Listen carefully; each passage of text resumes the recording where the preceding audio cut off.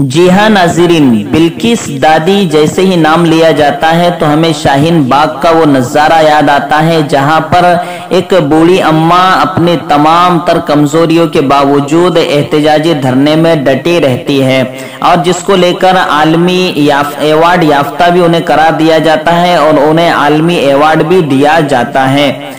तो बिल्किस दादी कल किसानों के धरने में पहुंची थी, किसान आंदोलन की हिमायत में पहुंची थी सिंगू बॉर्डर पर और किसानों के साथ हमदर्दी का उन्होंने ऐलान किया था। लेकिन उसी वक्त पुलिस जाए वाकया पर पहुंची और बिल्किस दादी को हिरासत में लिया। जब बिल्किस दादी से पूछा गया कि आप एहतजाज में क्यों पहुंची तो उन्होंने कहा कि मैं किसान की बेटी हूं इसलिए एहतजाज में पहुंची हूं। दूसरा सवाल उनसे किया गया कि आपकी सेहत के एतबार से कोरोना चल रहा है, तो पुलिस वालों का कहना है कि बिल्किस दादी अभी यहाँ उम्र के एतबार से नहीं रह सकती हैं, कोरोना का मसला है, हिफाजत का मसला, इसलिए हमने उन्हें हिरासत में लिया है और घर पर छोड़ दिया है।